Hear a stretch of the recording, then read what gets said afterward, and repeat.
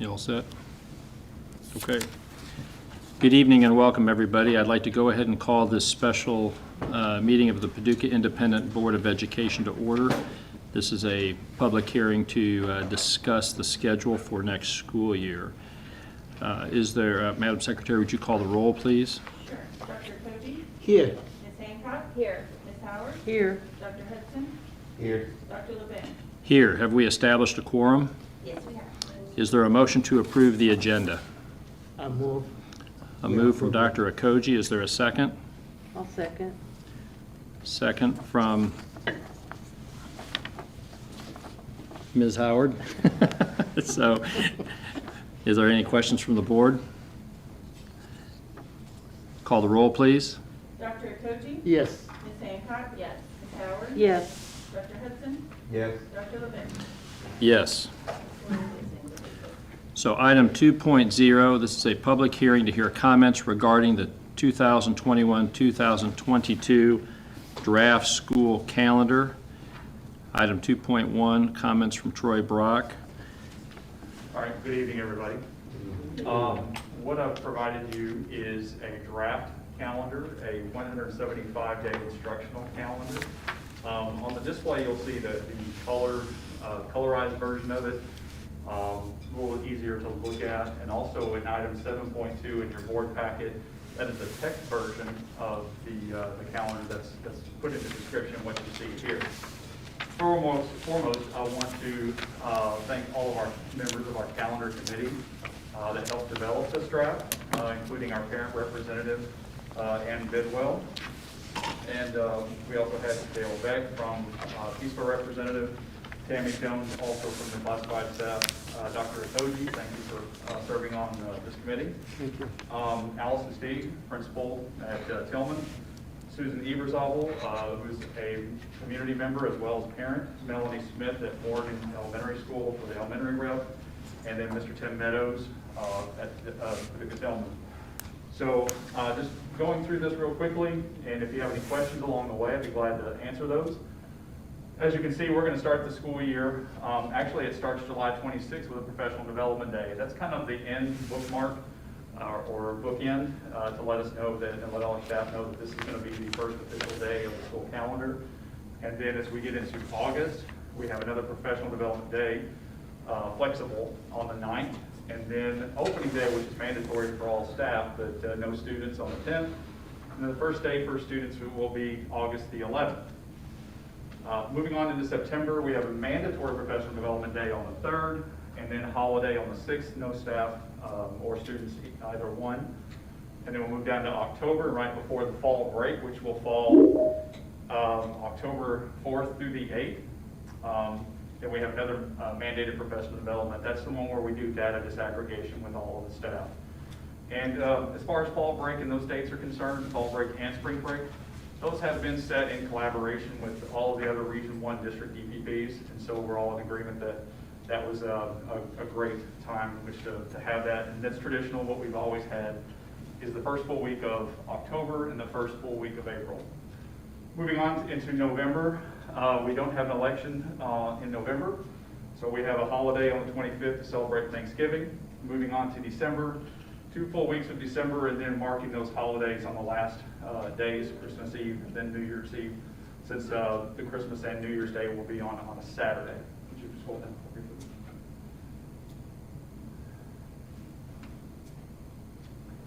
Going into the new year in January 2022, which is kind of strange to think about at this point, but January 17th is Martin Luther King Jr. holiday, and it's state statute that the offices be closed on that day.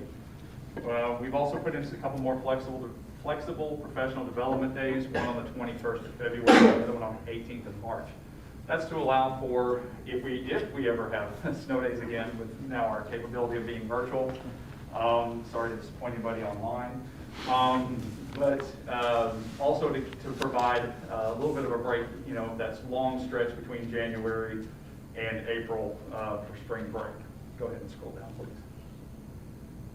As mentioned, spring break is set to be the first full week of April. And then in May, we do have a state primary election on May 17th. we can't have students, but if for some reason, if we needed professional development or have those days open for staff, we can use it for staff development. And then the last day for students would be May 24th, and then the last day for staff would be May 25th, and you see those gray days after that. Those are required days that we have to put in there by calendar statute also, that if we had to have makeup days, then those are accounted for in the calendar. So at this point, do you have any questions about the proposed 21-22 calendar? Are there any questions for Troy from the board regarding the calendar? I do want to share one more thing if there are no questions. Okay. The other one I'll show you is go ahead Dale, is a 160-day alternative calendar. So worst case scenario, that if we still are experiencing some COVID-related changes to our attendance days, then we have, this is not up for approval today, and we have until May 31st to actually approve a district-wide calendar and send that to the state. So this is only in the event of that we need to modify and start school, that's right, yes, start school on the Monday closest to August 25th, I believe is what the calendar reg says. So we can start on August 22nd. And then we would have, multiple professional development days, mandatory professional development days, teacher days prior to that. And then go ahead and scroll down. And the only real modification we would do is, again, putting that week-long break in February to kind of break up that time and allow for any kind of reset or trying to get our infection rate down if it's still something that we're having to talk about and consider. And then we would close the school year on May 19th for students, and 20th would be the last day for staff and teachers. So I just want to bring that to your attention, that we did have that as a proposed alternate, and see if you had any questions related to this calendar. But your recommendation is going to be calendar number 1 as you Absolutely, presented it. yes. Okay. Are there any questions or comments from the board regarding that calendar? The first one? Or for the second? Now, is there an opportunity, how are we going to receive comments from the public? Are they able to let them, what's that? We didn't receive any, we told them to email or contact us. Okay. It was publicized prior to this meeting to provide any comment. And so there's no action needed on this calendar in this meeting. This is an Part of the opportunity. regular board meeting, yes, we'll ask for your approval on the 21-22 calendar. Okay. So if there's no questions for Mr. Brock regarding the calendar, and we've had an opportunity for public comment already and have not received any, and there's been a lot of input from the committee, obviously, that you talked about that had a lot of opportunity for input. You can entertain a motion for adjournment from the special meeting, and then we'll move into our regular board meeting. Is there a motion for adjournment? I so move. Moved by Dr. Okoji. Is there a second? I'll second. Second from Ms. Howard. Any questions from the board? Call the roll, please. Dr. Koji? Yes. Ms. Hancock? Yes. Ms. Howard? Yes. Dr. Hudson? Yes. Dr. LeBear? Yes. Okay. All righty. Thank you.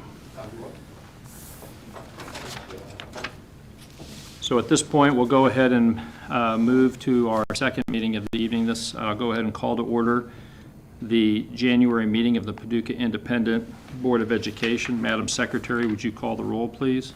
Dr. Koji? Here. Ms. Hancock? Here. Ms. Howard? Here. Dr. Hudson?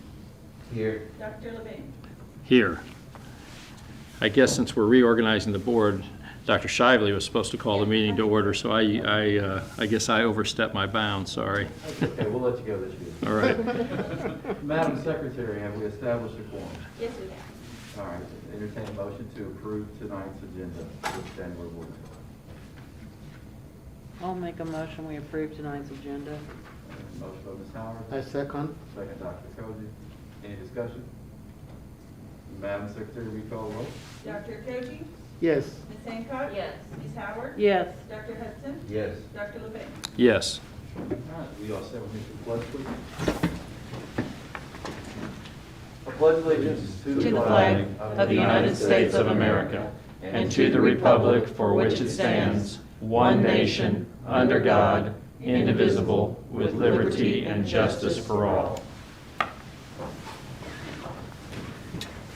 Before we get to item 3.0, which is reorganization of the board, I do want to take a moment and say thank you all to the Board of Education. As I think we're all aware, January is Board of Education Recognition Month, and obviously a big thank you for the time and energy that you all spend focused on our children and focused on our employees. It's also the culture of our school district. I know that's vital for you all, and so you do this every year without taking any money from the school district, which I think speaks highly of your character and what your focus is, and that's not only to ensure that our students achieve their goals, not have a great place to work, but to live in a great community. So with that, on behalf of the students, our employees, our parents and guardians, and the community, thank you all for what you all do for our children. And with that, we'll go to 3.0, reorganization of the Board of Education. 3.1 is election of Board of Education Chair. Motion for a chair. I nominate Dr. Labun as the chair. Dr. Koji has nominated Dr. Carla Boone. I'll second. We have a second by Ms. Howard. Any additional nominations? Hearing none, Madam Secretary, will you call the roll, please? Sure. Dr. Koji? Yes. Ms. Hancock? Yes. Ms. Howard? Yes. Dr. Hudson? Yes. Dr. Levine? Yes. All right, now you can take back over, Dr. Okay. All right. Item 3.2, this is election of board vice chair. Is there a motion from the Board of Education for vice chairman of the board? I would like to nominate Dr. Akoji as the vice chair. He served in that role for many years and has been fantastic. I'll second. There's a second from Ms. Howard. Are there any questions from the board or any other nominations? Call the roll, please. Dr. Koji? Yes. Ms. Hancock? Yes. Ms. Howard? Yes. Dr. Hudson? Yes. Dr. Levine? Yes. Item 4.0, Superintendent Report. And item 4.1 under that is Racial Equity Audit Overview. And that's Will Black, Assistant Superintendent. And we also have a guest from University of Kentucky that he'll introduce, Dr. Greg Vincent. Good evening. Good evening. I want to provide an overview, or just kind of an update on our equity initiative that we've begun.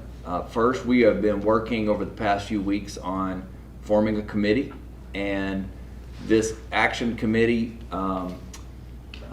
should be hopefully in place within about a week, where we've actually engaged Dr. Gregory Vincent and Dr. Roger Cleveland, just getting their thoughts on a process for choosing committee members, and it's been very helpful. We have followed their process, and we're while we're not finished yet, we're well on our way in terms of the committee. We're also finalizing contracts with our partner universities, and University of Kentucky under Dr. Vincent is going to be leading the process of the equity audit, racial equity audit, I should say, and he is going to speak in a little more detail about that and what that process looks like. And then Dr. Cleveland, who is from Kentucky State University, he is going to help us during after the audit is complete. He's going to help us in terms of advising our district and the community and the action team on how we might better align our resources in our community, and really build upon some of the things that really employ some of the best practices that they used in Lexington up there that I think we can learn from. And so tonight I want to turn it over to Dr. Vincent, who's with us via Microsoft Teams, And I've asked him if he would mind sharing, giving the board an overview of the racial equity audit and action planning process. And so, Dr. Vincent, can you hear me? I think you're muted still. Yeah. Can you unmute? Better. I'm unmuted now. Can you There all you hear me go. now? Yes, sir. Yes, sir. Well, Happy New Year to you all, and I just want to say how honored we are to work with the Paducah School District to address this issue that's not only facing this wonderful community, but communities across the country. I also wanted to say that Will has been a wonderful convener and partner, so I want to publicly thank him for helping us to move all of this right direction. So I'm just going to briefly share and be happy to answer any questions about the scope of the work. We plan to both move as expeditiously as possible while also getting a comprehensive treatment. And we really do see this work being done in 3 phases. First, as mentioned by Will, conducting the equity audit and creating this action plan, and we feel we'll be able to do this through February. The second part of the plan is creating a education and training plan to address the growth issues that come out of the equity audit, and then a policy review that we believe will help aid Paducah address some of the key strategic goals. And then finally, to help what I would call not just a recruitment, but also a recruitment and retention plan so that you can maintain the very best educators for the district. Let me just also give you some overarching views for me. First, the most important, I do believe the proverbial town square and the school district are kind of the center of community. And I believe that a healthy school district is a great indicator of a healthy community. And so much is done at the school level to help our young people meet their God-given potential. And so it's critical that we get this right, because we don't get a do-over with our young people. So we need to get it right. And so you have our pledge to do everything we can to help you all meet that goal. Second, this is part of our mission at the University of Kentucky to do this work. We're very honored to connect with the preeminent civil rights organization, the NAACP, and I want to share with you, charge to us is to get it right. Tell the truth, use best practices, in theory and practice to improve equity and excellence for our young people. So with that, let me stop, and I'll be happy to answer any questions that you all have.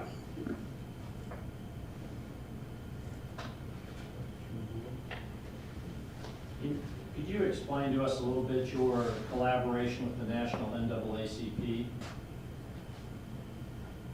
Yeah, so this is a relatively new effort, and actually it was just implemented in July, and this is really focused on how do we promote equity and excellence in education.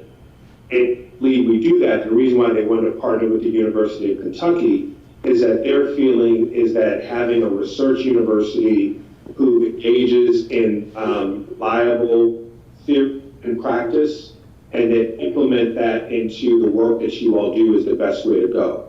We're not an advocacy organization. We're about giving you all the tools, the research, the practice needed to be able to improve what you're doing in Paducah.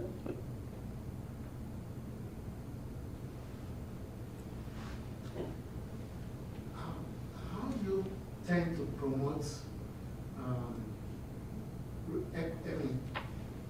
recruitment and retention? Did you hear that, Dr. Vincent? Dr. Okoji was asking. No, I didn't actually. Dr. Koji was asking, I think down the road as you get to the latter portions of the plan, what are some of the things that are done to help promote recruitment and retention?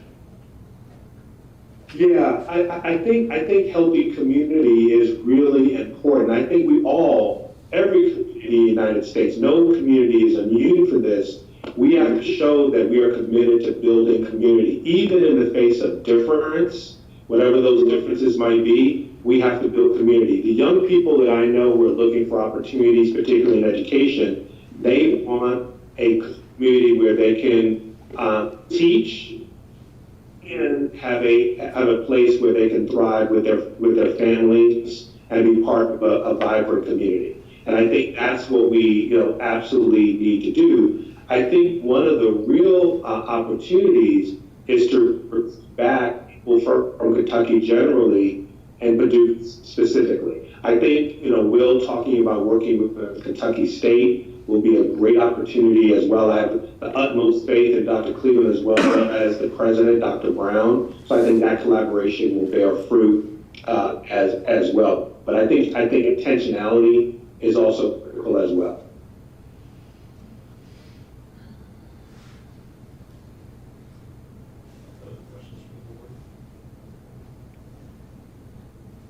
If you could, I would like to ask another question if I could, while we got you. What are the, in phase one, the audit, and kind of the initial action plan, can you just give us a feel for what those first couple of steps are in late January, February, just kind of how you roll things out when you first arrive? Yeah, I think the first thing that we're doing, and we're in the final steps of getting approval for the University of Kentucky, is to disseminate some surveys to key constituent groups. That's really important. COVID makes it a little more complicated, but we're going to have some direct contact with community members, educators, obviously working very closely with the board, the group that you put together, I think is really important.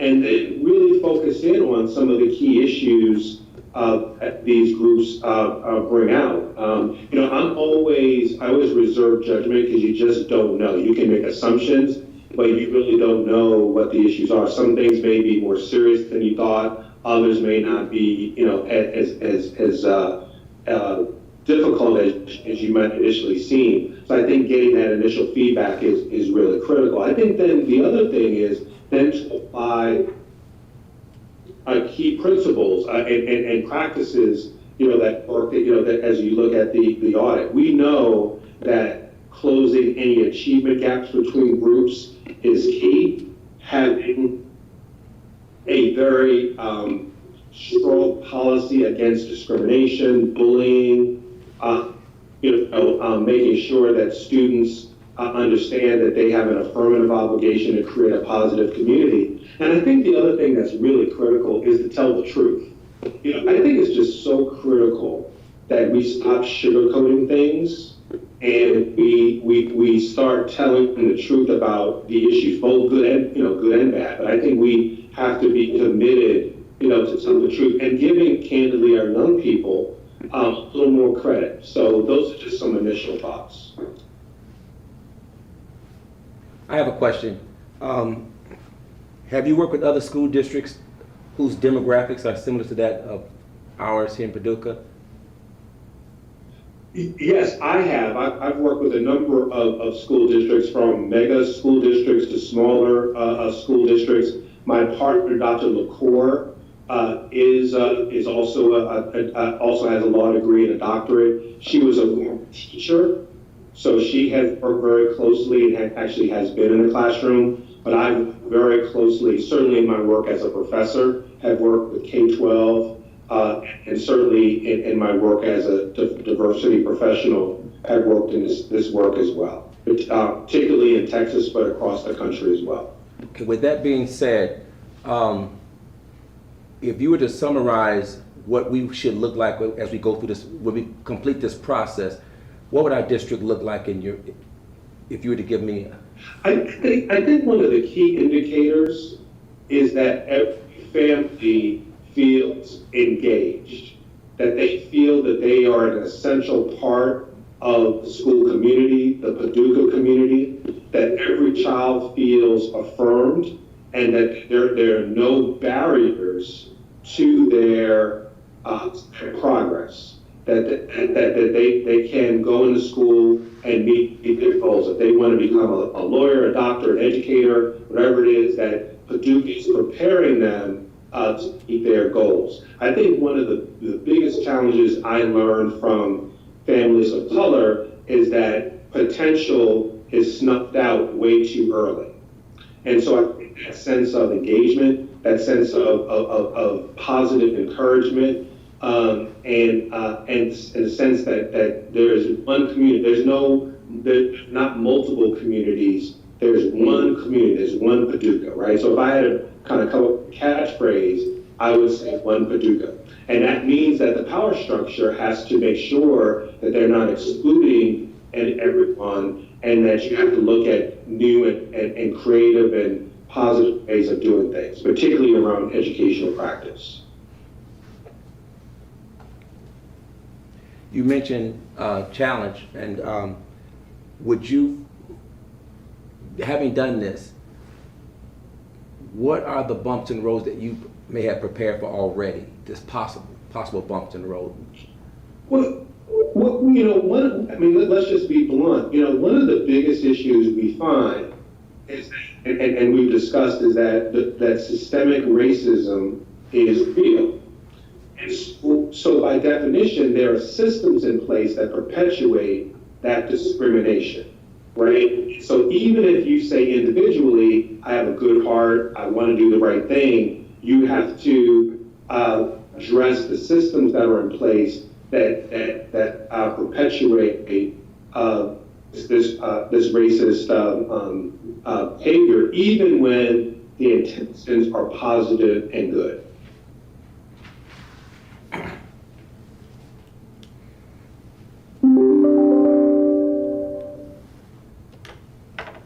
Are there other questions from the board?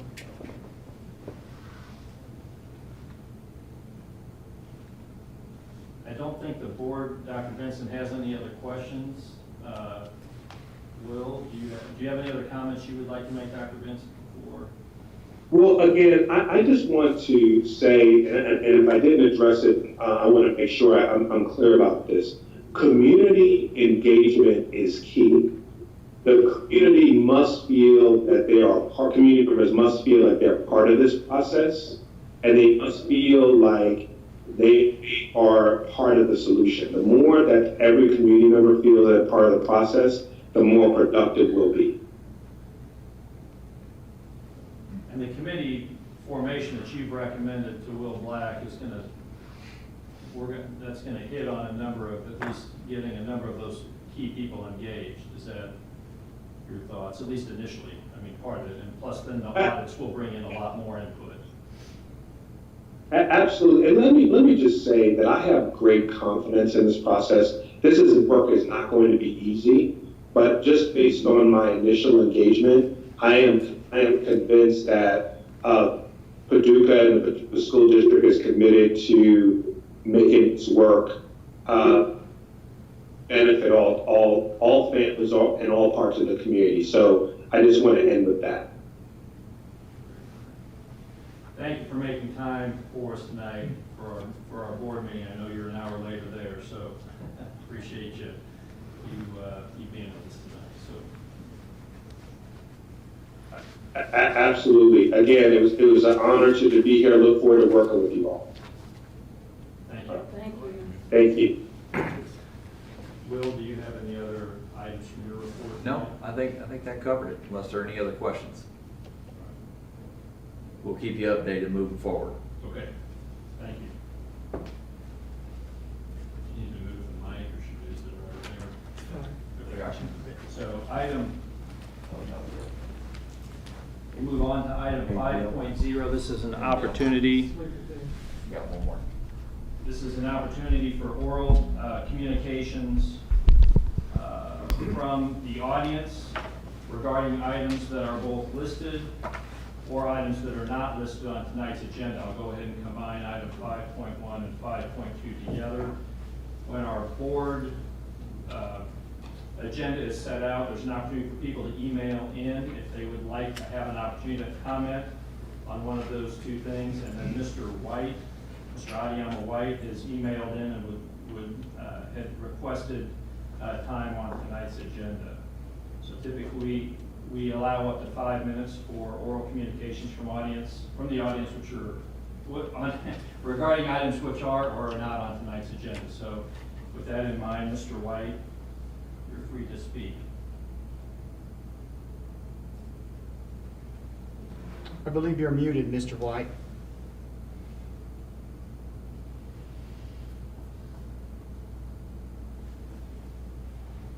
If you can, Okay, can you hear me? yeah, now we can. Yeah. Good evening, everyone. To start, I was listening to Dr. Nelson talk about the committee. I heard Mr. Black speak on it, and as he said, Would you be willing, could you put committee your could computer screen up just a community hair? be part of the process, and for myself, I would, if possible, would love to be one of the community members of the city that could be added to that committee. If that's Mr. possible. White, we're terribly sorry to interrupt you. but Yes. Could you adjust your camera upwards just a little so that we could see your face? There we go. Thank you. Perfect. Can you see me? Yes, Yes, Can you see me? there we go. yes. Okay. So, I guess you heard everything I said, but that's one thing. I just listened to Dr. Nelson. I would love to be someone that could be on that committee if possible. But just to get on why I am on your list to speak today, of course, you know, I'm going to speak about. What I want to talk about is Donald Shively. I just want this in the record, and instead of it being, if he were presenting it to you in executive session, I just want to have it on the record in the open meeting. Dr. LeBoon, I spoke with you about this already, about Donald Shively speaking during his apology tour, speaking to some of the citizens and parents about he get some of them that he had dressed as Tiger Woods for a Halloween one year. So that had to be after 2009, considering that incident happened with Tiger Woods being caught with his wife cheating. That happened November 27, 2009. So I'm assuming if it was for Halloween, it had to have been after 2010 or beyond that. So on that right there, the fact that he dressed again as a African American, and he went to this Halloween party with a black eye. So, my first thing about that is, what is it about African Americans that Donald Shively is so infatuated with dressing that derogatory or in her time of affair? What I'm kind of wondering that why is he so infatuated with a situation of that nature with African Americans? So saying he told some tenants, some of the residents, I say residents because of my job, it happens a lot, but he told some of the parents that he had dressed like Tiger Woods. This was just voluntary information, I guess, and of course they asked him, did he blackface? And he of course told them that he did. So I'm going to give you a scenario and you play along with me. Just imagine, close your eyes if you have to. You go to a Halloween party and a white guy comes in. He's got a red polo, a 9-iron, and he tells that somebody asked him, well, who are you being in this Halloween party? Oh, I'm Tiger Woods. Most times with Halloween, with costumes, you try to get a little bit of a laugh out of them. So, being what I did, would anybody find him dressed as Tiger Woods, no blackface, just a black tie and a red polo, Nike polo, and Tiger Woods? I myself, one, is not creative, and two, I wouldn't think as being Tiger Woods. I would just see some white guy with a 9-iron in his hand with a black eye. So, in my opinion, I don't believe that Donald Shively went to that Halloween party. not typeface, because I still believe that when he went on the picture that was shown, that was 2006. That's what I'm gonna stick with, because that's the evidence that was put forth to me, not 2002. So, as I said back then, I know he was wanting to get a good laugh out of American in despair. So I do believe, hopefully, that will come out like this picture did and show that Donald Shively was playing woods in blackface.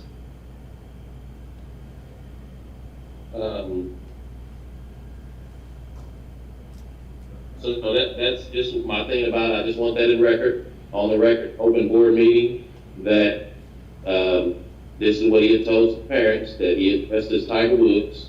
And again, they told him that he wasn't in blackface. I don't believe that, but I just feel that he played the board by having it the first instance in 2019, having it said in executive session, because he knew the job couldn't bring it out in the open. So, and just another thing about it, I know there's upset on him. I saw him at the bathroom this last week. A lot of parents weren't too happy about it, and I know for a fact from a good reference that the girls' basketball team feel that he's and would not to be a third back games. Did you have any other items? So that's all I have to say. Let me give me the opportunity to speak again, but again, it was just to get that in the records and open meeting. Thank you. Thank you, Mr. White. Are there any other people that have emailed in that wanted to speak on the open comment section? Any questions from the board? Comments from the board? Okay, we'll move on to item 6.0, our consent agenda. Is there a motion from the board to approve the consent agenda? I'll make a motion to approve the consent agenda. Second. Motion from Mary Hunter Hancock, second from Dr. Hudson. Are there any questions from the board? Call the roll, please. Dr. Koji? Yes. Ms. Hancock? Yes. Ms. Howard? Yes. Dr. Hudson? Yes. Dr. Levin? Yes. Item 7.1, draft budget. The superintendent recommends that the Paducah Board of Education acknowledge a formal review of the draft budget for 2021 as presented by Angela Copeland, Director of Finance, and a copy of the draft budget has been included under separate cover. Is there a motion from the board to approve item 7.1? I'll make a motion we approve item 7.1. Is there a second? I second. There's a motion and a second. Are there any questions from the board? Call the roll, please. Dr. Koji? Yes. Ms. Hancock? Yes. Ms. Howard? Yes. Dr. Hudson? Yes. Dr. Levin? Yes. Item 7.2, 2021-2022 district calendar. The superintendent recommends that the Paducah Board of Education approve the 2021-2022 district calendar as presented by Troy Brock, the Director of Pupil Personnel. We had a public hearing immediately prior to this meeting to entertain comments regarding that draft calendar. Is there a motion to approve item 7.2? I so move. A motion from Dr. Okoji. Is there a second? I'll second. Second from Ms. Howard. Are there any questions? Call the roll, please. Dr. Koji? Yes. Ms. Hancock? Yes. Ms. Howard? Yes. Dr. Hudson? Yes. Dr. Levin? Yes. Item 7.3, amendment to board policy, second reading. The superintendent recommends that the Paducah Board of Education approve revisions to board policy 08.113, graduation requirements, as presented by Troy Brock, the Director of People Personnel. Revisions to this policy include the creation of a Paducah Independent Schools diploma. This diploma is an alternative to a Paducah Tillman High School diploma and requires students to earn the state minimum of 22 credits. Additional revisions are recommended by KSBA in response to Senate Bill 158, which was passed by the General Assembly during the 2020 legislative session. Is there a motion from the board to approve item 7.3? I'll make a motion we approve item 7.3. I second. There's a motion from Mary Hunter Hancock and a second from Dr. Koji. Are there any questions from the board regarding this amendment to board policy? Question. can you go through this and explain to me exactly the details of why we're making this proposal at this time? What is it communicating? How does it appear on the transcripts? When you've got kids going off to school, what does it look like? All of that. Because my concern is I want to make sure that we're not lowering the expectation. Our presenter tonight said this, he just said this earlier, about the potential being snatched away too early. Will that communicate to the community that these students don't qualify or not able to meet the rigorous academic standards as other students? What is it I guess I need you to just explain it to me. Yeah, sure. And this is something we've talked about for several years. So this is situations we find ourselves in. I also talked to Mr. Brock earlier about this. Could be something we've discussed. I think Mrs. Steig is with us too virtually, or can come in virtually. But ultimately, the state guidelines for high school graduation requires 23 credits to graduate. 22 credits to graduate. And that's what's in the statutes relative to our state. With that specifically, the Paducah-Tillman Site-Based Council, because they're on a 7-period day, 22 out of 28 opportunities, there's a lot of failures in there. And so the Site-Based Council has adjusted that and gone above the state requirement for a Paducah-Tillman High School diploma. And so that is 26, to make sure I've got that number right relative to that. And so obviously we don't want any child to ever not pass a class, but those things do happen.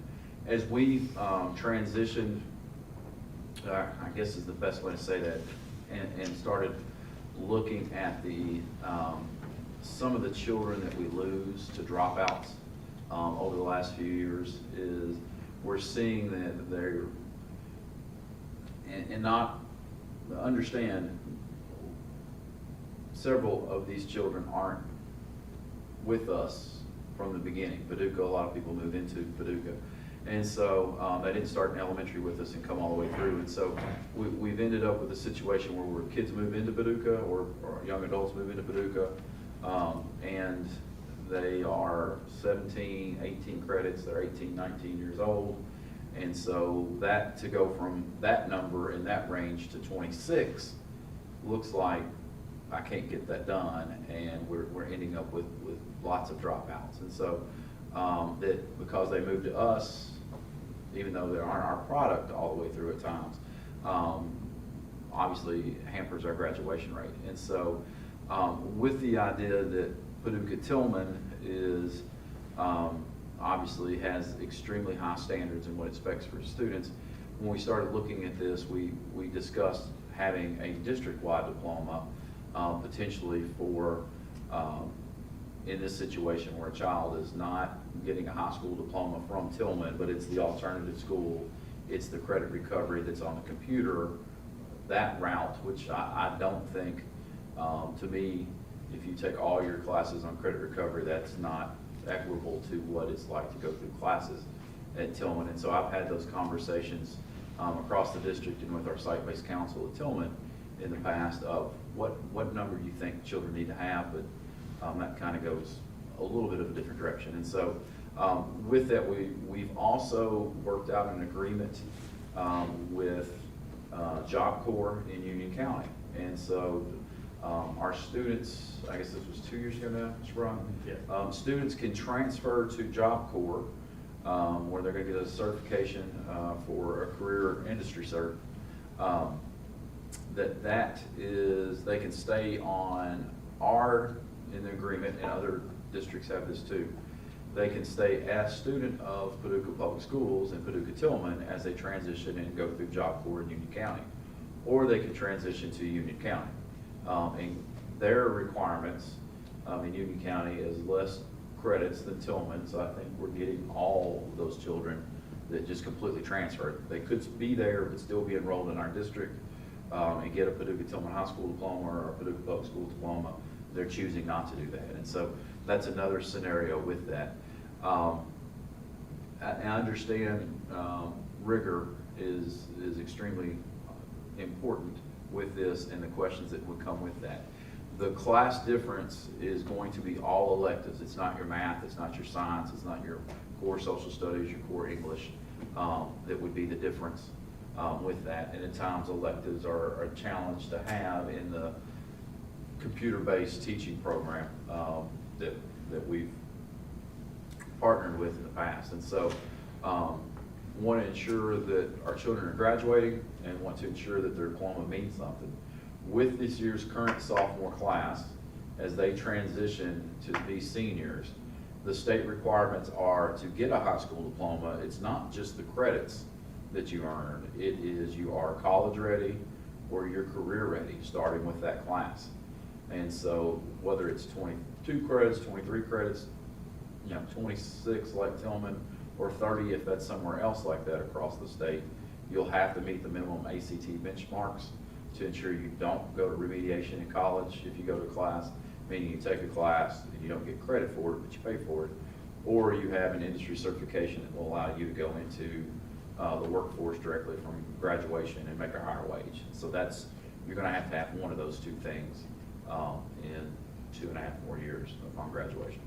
If that's, Troy, is there anything I left out? No, the request for the change in this policy is very general.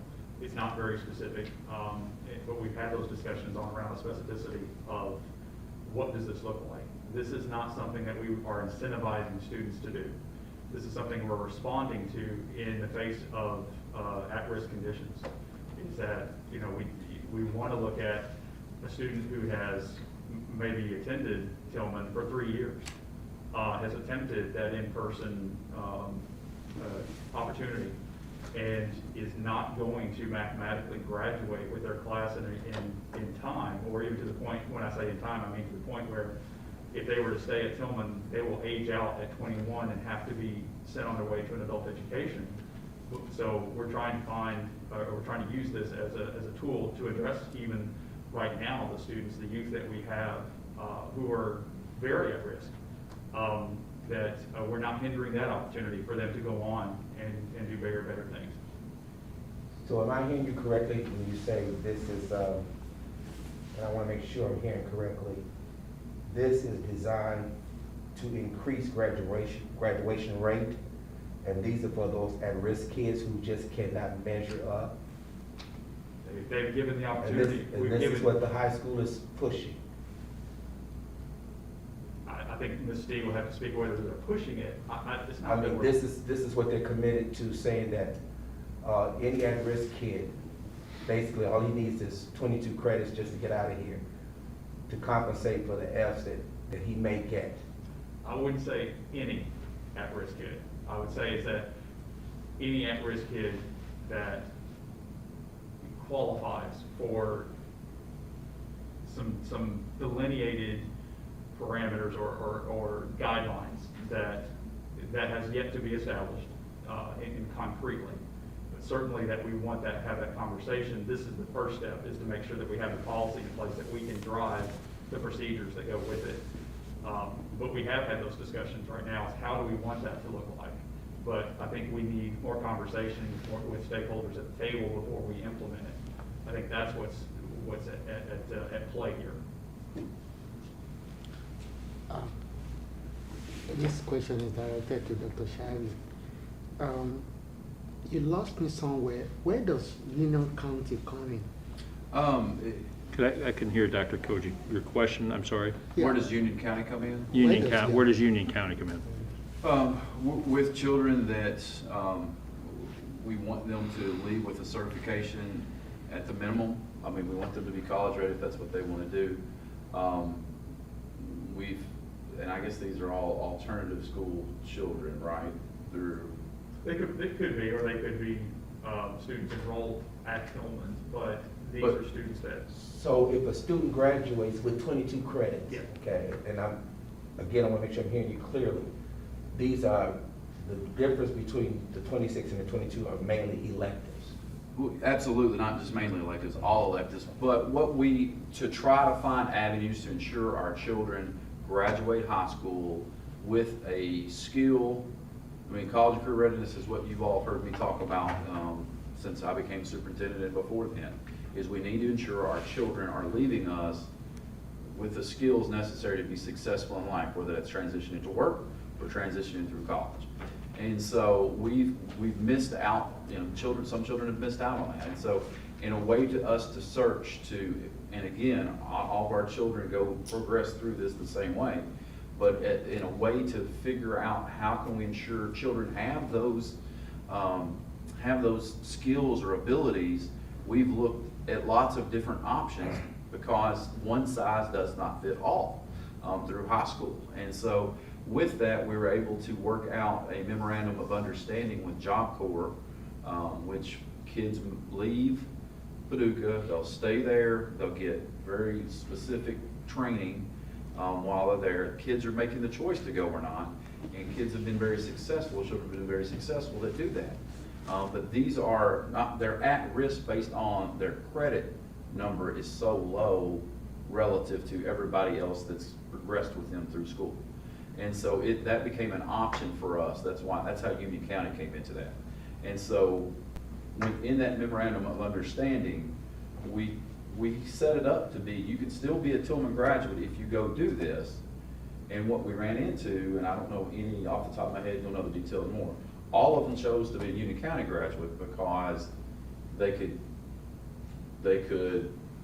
get, and I guess that sounds bad, but they could get done quicker through Union County. And again, this isn't your freshman year when you come in.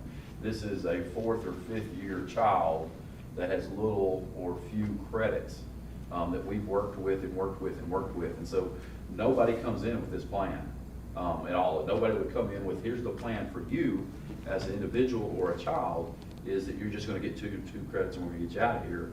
It needs to be for specific children that we've worked with, and they've fallen behind. I do see it being an opportunity for someone that potentially has medical issues or is pregnant as an opportunity to speed that up. We've had a few children choose to go to credit recovery because you can progress at your own rate in credit recovery to get out before birth of a child while you're in high school. And so, I mean, that's some options that we have had happen. But you just get into very individualized conversations with children. I don't know if Ms. Steve has anything from the high school's perspective.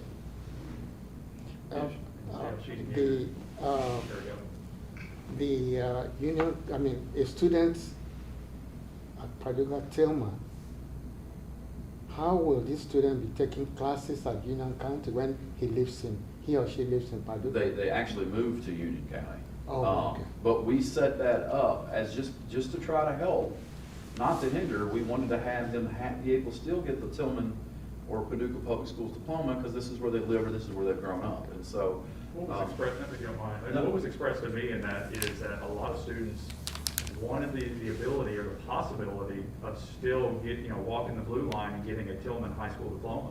And so that's why we approached Job Corps and said, look, we still want our kids to have that choice. And so they were in agreement with that, and so that's when we came up with that agreement for if a student decides they want to go get an industry certification through Job Corps, they also still have the opportunity to get their Tillman diploma and walk the blue line. They can come back in May and participate in graduation ceremonies. Sorry, Ms. Steve, did you have? I just wanted to say, can you guys hear me okay? Yeah. Yes. Good. Okay. I just wanted to say to the board members, and I can't see anybody who I'm talking to here, but this is an absolute last situation. It is not going to be something we're pushing at all. But right now we have several fifth-year seniors that I think we counted 3 that can go ahead and graduate and would be out and go on and move on with the next part of their life. They've been on credit recovery for 2 years now, the 5th years that I'm talking about. So again, it's just an absolute last situation in order to help the kid. It really is, but we're not going to be pushing it, no. Okay. Other questions? Any other questions for Ms. Steve or comments from the board? I do understand I just don't want over time that it becomes something that is pushed or students are guided in that direction. That's a major concern of mine. Can you hear me? Miss, you got it, you're I mute. think you're muted. Okay, I can hear you now. Part? She said she can hear you. Secretary. And I agree with you wholeheartedly. Dr. My concern is I just don't want this to become an avenue that somewhere over time that students are directed toward that. Maybe a kid has had an unsuccessful year his sophomore year for whatever reason. Oh, okay, don't worry about it. You just get 22 credits and we'll get you out of here. I don't want that to be a thing where kids are taught to ascribe to, as if to say, don't worry about school. I just don't want us as a district to lower our expectations. And so students have nothing to reach toward. I want to encourage as much as we can to go for the 26, as much as we possibly can. And if it's a last resort for those students that fall in that category, then that's fine. Well, in thought process that's in my mind, there's 3 students that Ms. D just talked about. Obviously, we can't talk about this here, but if we gave you profiles of where we think this would make sense on the front end, with that, I mean, we don't have to have this approved tonight. It could be something that we looked at and let you all look at, ask questions, and come back, obviously, let you all's choice. But I just make sure you're comfortable with it. I didn't want to incentivize the 22 credits, and so that's why I've been asking it not to have Paducah Tillman. You know, it's not a Tillman High School, which that name carries weight to all of us. And so that's why it's the Paducah Public Schools, or whatever you all choose for us to call it. We just didn't want the Tillman tradition of excellence to be seen as lessening those standards. And if I can give you a personal account of what I've experienced this year, is I've had 3 students who are over the age of 18 who can on their own drop out legally and do whatever it is that they want to pursue. I've had 3 of them come to me this year, and I stopped them and said, would you be interested if I told you that if it was possible for you to graduate with 22 credits, would you stay? And they said yes. So again, it goes back to that most dire last resort that we're looking for, that we're wanting to save. I understand. I like the number 3 and less. Okay, I just don't want to see it going up. I just don't. Okay. The other, just thinking about this too, is there a mechanism by which, everybody starts on the 26th path? Well, there has to be, a little more clear, active process and rationale and justification to move to the 22. Through some approval process or, just to make sure that doesn't just slide into that. It's very, it's really showed the steps that are taken to keep them on the 26th path before. I don't know, just throwing that out as an idea. Yes, I mean, you're asking. Yeah, absolutely. That can be done. I don't think there's anybody's intentions on communicating anything out. We don't expect 26. Actually, we expect 28 out of every child. That way they don't fail to. So I think the expectation is pass all 28. It may be 29, 30 because you're doing online stuff. So I think that's the expectation. But we do run into a few unique situations that sometimes it's better to have, at least in our opinion, and while this is before you, one size doesn't fit every single child every single time. So, And there's one other way to report is just to make sure we know at the end of every year how many people have graduated with what diploma type. And then we can at least be able to see moving forward the number of people that are falling into that other category. and again, don't take that as I'm against electives, but I think the rigor conversation in that argument, Dr. Hudson, is important. And I think definitely with this sophomore class, the rigor of you taking 3 courses, passing a national exam, or you've hit the national benchmark for the ACT. To me, there's rigorous learning in those, and that's the way I view that, whether it's 22 credits or 35. It's rigorous. You know, I guess I look at scenarios where you have some extreme cases, and then all of a sudden that kid matures and realizes in life, I needed to do something, and they decide to apply for even the local college here. I want to make sure that that diploma does not block them from being admitted or looked down upon by other schools. They say, oh, you have a public school. You know, and then it hinders admission. Those are things I think about. I'll give you another personal account. As I used to be the principal at Gateway Academy High School in Graves County, and we were an alternative diploma that required 22 credits. And since I never had a problem with any school taking a Gateway Academy diploma. The only problem I ever had was with it coming from an A5 school, which is, we're not asking, this is not related to A5 schools. But the only problem was getting students who could be recruited by certain branches of the military. That was the only thing that stopped them. All of my kids who graduated and wanted to go to college, they went to college. Again, just to be clear, Yes. as long as a stack of diplomas don't shift where we got more We're in agreement. public schools, and that's good. Thank you for your clarity. Any other questions from the board? Yeah, the suggestion about monitoring the last thing to say. Giving a report annually about the number of people that are graduating from our school system and what type of diploma they receive. That's a very good idea. I like to. I'm a supporter.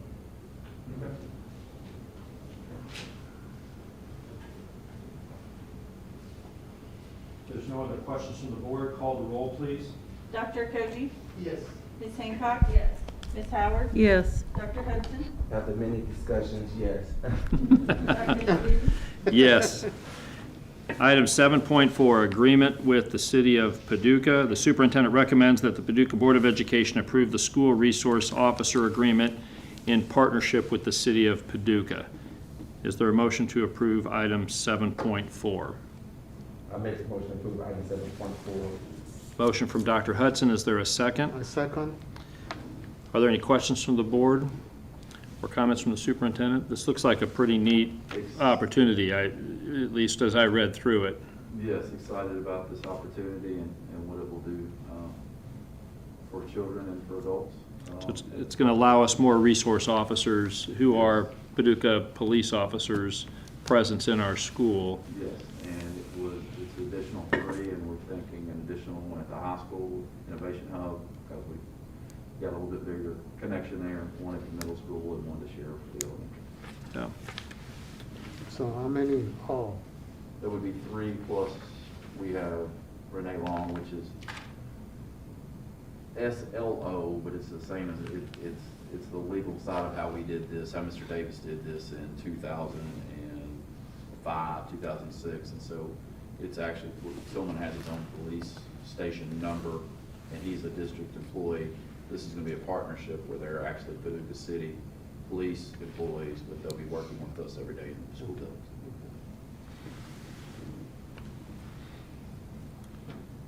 Any other questions or from the board or comments? Call the roll, please. Dr. Koji? Yes. Ms. Hancock? Yes. Ms. Howard? Yes. Dr. Hudson? Yes. Dr. Levine? Yes. Item 7.5, payments to contractors, BG 17-179. The superintendent recommends that the Paducah Board of Education approve the payments to contractors for the Innovation Hub BG 17-179 as outlined below. And there are 2 payments, one to Ray Black & Son and one to Bacon Farmer Workman Engineering. Is there a motion to approve these payments to contractors? I'll make a motion, we approve the payment to contractors. I second. 7.5. There's a motion and a second. Are there any questions from the board? Call the roll, please. Dr. Koji? Yes. Ms. Hancock? Yes. Ms. Howard? Yes. Dr. Hudson? Yes. Dr. Levine? Yes. Item 7.6, BG4 document BG 20-167. The superintendent recommends that the Paducah Board of Education approve the BG closeout document for the Secure Vestibules Project as presented by Eric Steva, JRA Architects. Is there a motion to approve item 7.6? So move. There's a motion from Dr. Okoji and a second from Dr. Hudson. Are there any questions from the board? Call the roll, please. Dr. Koji? Yes. Ms. Hancock? Yes. Ms. Howard? Yes. Dr. Hudson? Yes. Dr. Levin? Yes. Item 7.7, payments to contractors. BG 20-166, the superintendent recommends that the Paducah Board of Education approve the following payments to contractors for the art building renovation project. And there's a payment listed to Ray Black & Son and also one to Bakeman Farmer Workman Engineering. Is there a motion to approve item 7.7? I'll make a motion we approve item 7.7, payment to contractors. There's a motion for Mary Hunter Hancock. Is there a second? I second. Second from Dr. Okoji. Are there any questions from the board? Call the roll, please. Dr. Koji? Yes. Ms. Hancock? Yes. Ms. Howard? Yes. Dr. Hudson? Yes. Dr. Levin? Yes. Item 7.8, proposal BG 20-236. The superintendent recommends that the Paducah Board of Education approve the topographical survey proposal for the Paducah Head Start project by Bacon Farmer Workman Engineering for $16,250. Is there a motion to approve item 7.8? I make a motion to approve item 7.8. Motion from Dr. Hudson. I second. There's a second from Janice Howard and from Dr. Okoji, so a second and a third. Are there any questions from the board? Call the roll, please. Dr. Koji? Yes. Ms. Hancock? Yes. Ms. Howard? Yes. Dr. Hudson? Yes. Dr. Levin? Yes. That includes all the items on our initial agenda. I do believe we have need tonight for an executive session, both regarding personnel and property. Is there a motion to, for us to go into executive session? I so move. Motion from Dr. Okoji and a second from Dr. Hudson. Call the roll, please. Dr. Koji? Yes. Ms. Hancock? Yes. Ms. Howard? Yes. Dr. Hudson? Yes. Dr. Levin? Yes. Okay, thank you for coming, everybody.